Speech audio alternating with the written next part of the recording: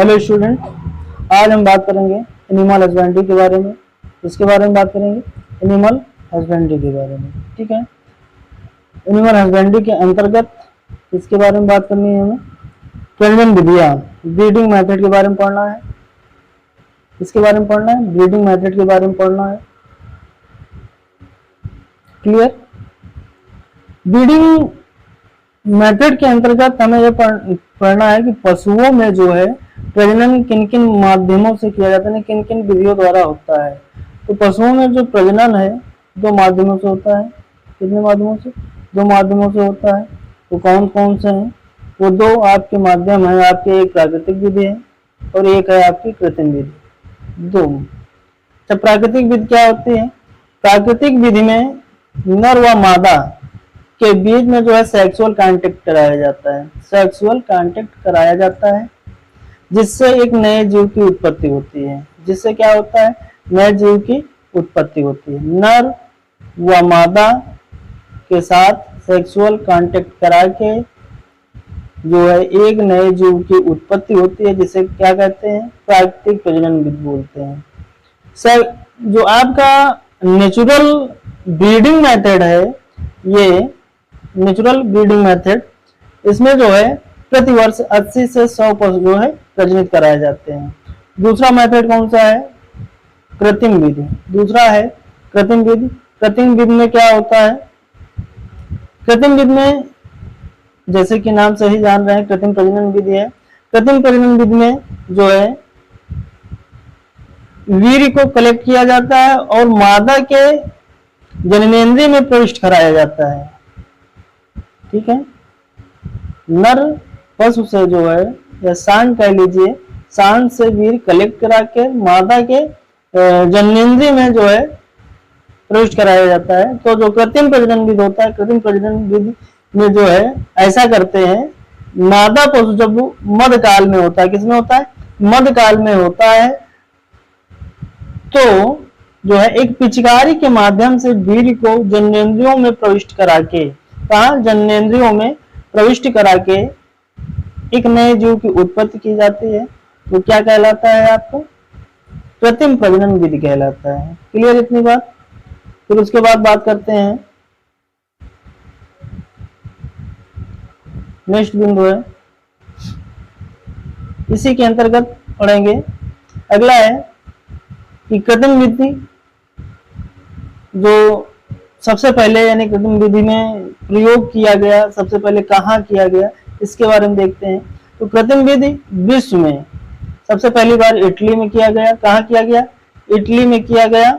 और इटली में किस जानवर पर किया गया? तो कुतिया पे किया गया। ठीक है, किस पर किया गया? कुतिया पे किया गया। क्लियर इतनी बात?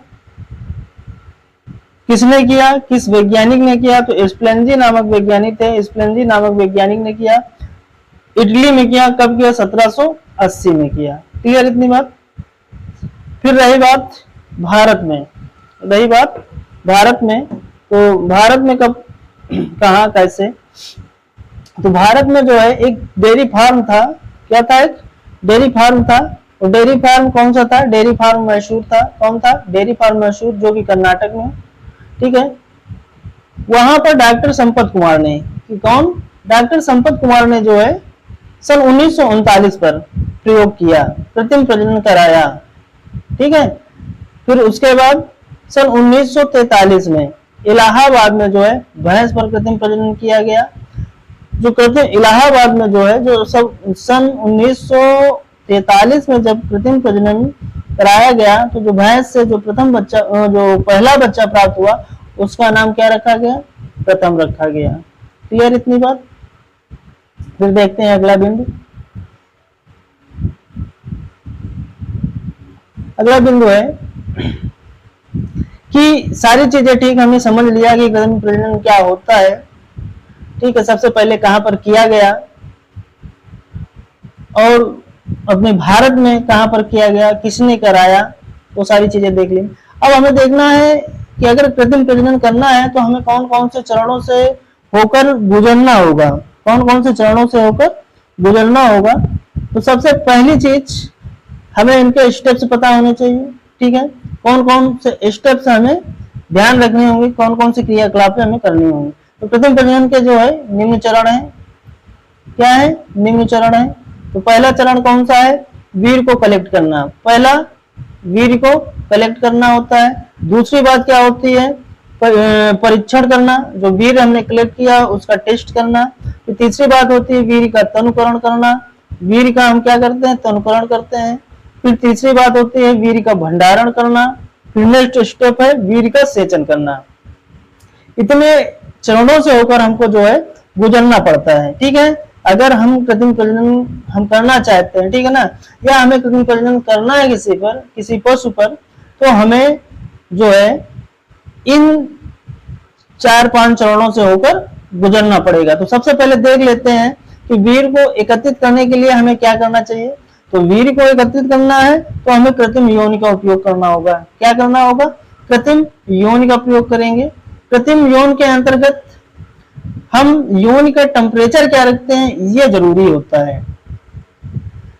वीर्य का स्खलन तभी होगा जब उसके जो है जो नेचुरली सेक्सुअल कांटेक्ट कराया जाता है, जो नेचुरली जानवरों के यौन का जो टेम्परेचर होता है वो हमें रखना पड़ता है। तो गाय के जो आर्टिफिशियल वजाइना होती है, जो कृत्रिम यौन बनाई जाती है, उसका टेम्परेचर, गाय का जो आर्टिफिशियल वजाइना होता है उसका टेम्परेचर 41 सेल्सियस रखते हैं, और भैंस का जो आर्टिफिशियल वजाइना का टेम्परेचर 39 रखते हैं। क्लियर इतनी बात। फिर उसके बाद देखते हैं, ये तो हमारा हो गया कि पशुओं में हम वीर्य कलेक्शन करेंगे। तो सबसे पहले तो कृत्रिम यौन बनाएंगे, कृत्रिम यौन बनाएंगे तो पशुओं के यौन का टेम्परेचर कितना रखेंगे, ये बातें हो गई। अब हम अगला दिन देखते हैं वीर्य का निस्तारण करना, ठीक है ना। वीर्य का निस्तारण क्षमता क्या होती है, मैंने कितना किससे प्राप्त होता है। एक बार अगर वीर्य का स्खलन होता है तो किस पशु से कितना वीर्य प्राप्त होता है, और उस वीर्य को जो भी वीर्य प्राप्त होता है उससे कितने पशुओं को प्रजनित कराया जा सकता है, ये भी तो डिपेंड करता है। कहने का मतलब एक पशु के वीर्य ले लेने पर हम कितने पशुओं को प्रजनित करा सकते हैं कृत्रिम विधि से, ये भी जानना जरूरी है। तो देखते हैं कि वीर्य निस्तारण क्षमता क्या होती है, क्या कैपेसिटी होती है, क्या क्षमता होती है, कितना स्खलन होता है वीर्य का, देखते हैं। तो सांड में जो सांड होता है, सांड में 8 ml होता है, बगरा में 1 ml होता है, सुअर में 250 ml होता है, मनुष्य में 3.5 ml होता है, और घोड़े में 70 ml होता है, और कुत्ते में 12 ml होता है। तो ये हमने जान लिया कि सांड में 8 ml होता है, और जो बकरा होता है उसमें 1 ml होता है, सुअर में 250 ml होता है, और मानव में कितना होता है 3.5 ml होता है, और घोड़े में कितना होता है 70 ml, और कुत्ते में 12 ml। तो इतनी बातें हमने जान ली, क्लियर है। फिर उसके बाद हम आगे बात करते हैं कि कहने का मतलब जैसे एक पशु को प्रजनित कराना है, एक पशु को प्रजनित कराना है तो कितने ml यानी सीमेन की आवश्यकता होगी। एक पशु को प्रजनित कराने में कितना जो है हमें ये कह लीजिए कि कितना आवश्यकता होगी, यानी कितने ml वीर्य की आवश्यकता होगी। तो 0.5 से 2 ml की मात्रा जो है हमको पशुओं को जो है प्रजनित कराने के लिए आवश्यकता होती है।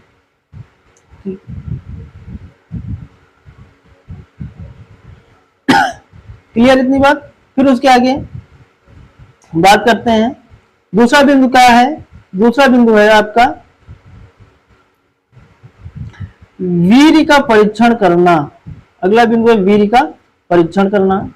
क्लियर। वीर्य के परीक्षण के अंतर्गत हम जो है 2 टेस्ट करते हैं, एक बीवीसी होता है और एक एमबीआर होता है, ठीक है। उसके पहले हम देख लेते हैं वीर्य का अपेक्षिक घनत्व कितना होता है। वीर्य का अपेक्षिक घनत्व 1.035 होता है। याद रखिएगा वीर्य का अपेक्षिक घनत्व कितना होता है, 1.035 होता है। फिर हम बीवीसी टेस्ट के बारे में देखते हैं, जो वीर्य का परीक्षण करना है, क्या देखना है हमें। तो बीवीसी का फुल नेम होता है ब्रोमेथिल ब्लू कैस्टलेस,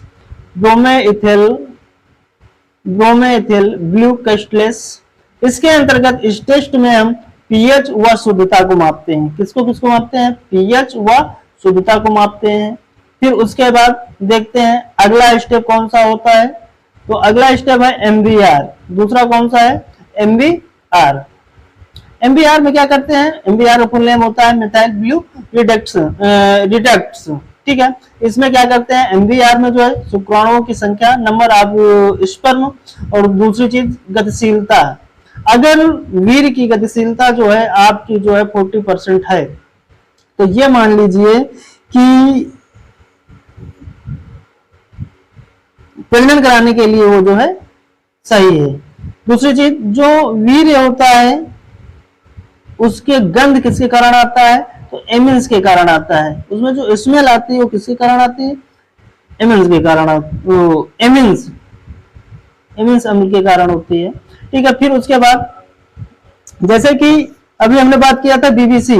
बीबीसी में हमने बताया कि पीएच और शुद्धता, पीएच और शुद्धता, तो हमें ये भी ज्ञात होना चाहिए।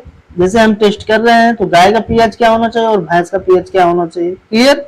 तो गाय का जो पीएच होता है 6.7 होना चाहिए और भैंस का जो है 7.4 होना चाहिए। कितना होना चाहिए?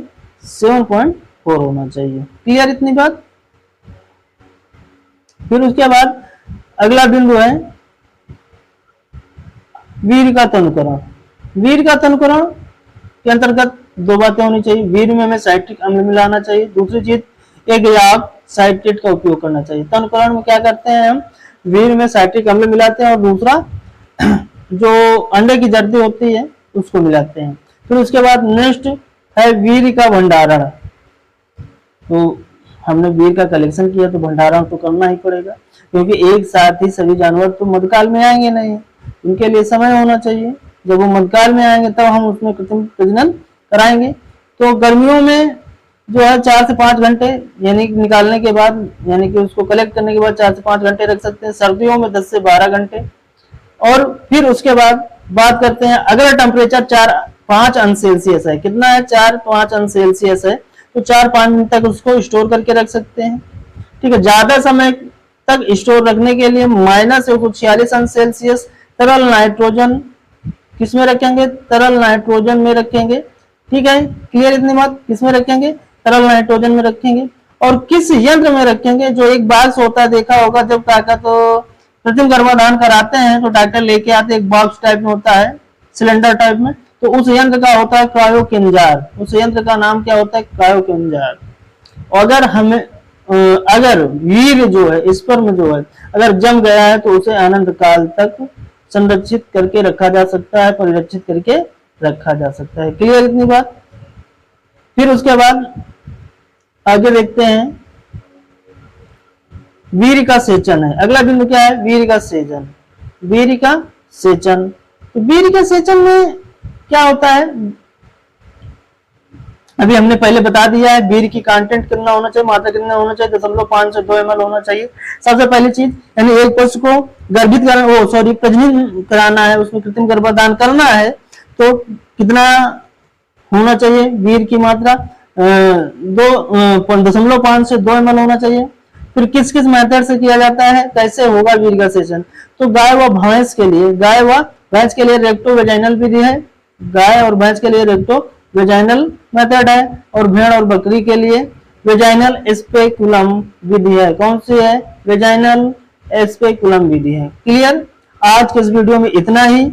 आगे हम मिलेंगे कि क्या समय होता है और कब कराना चाहिए पशु को, और कितना टाइम होता है। जैसे पशु मध्यकाल में आया है तो कितने समय बाद करना चाहिए, या उसमें जो अंडाणु होते हैं उनकी जो ग्रोथ है कब तक बनी रहती है। तो ये सारी बातें नेक्स्ट वीडियो में बात करेंगे। ठीक है, थैंक यू।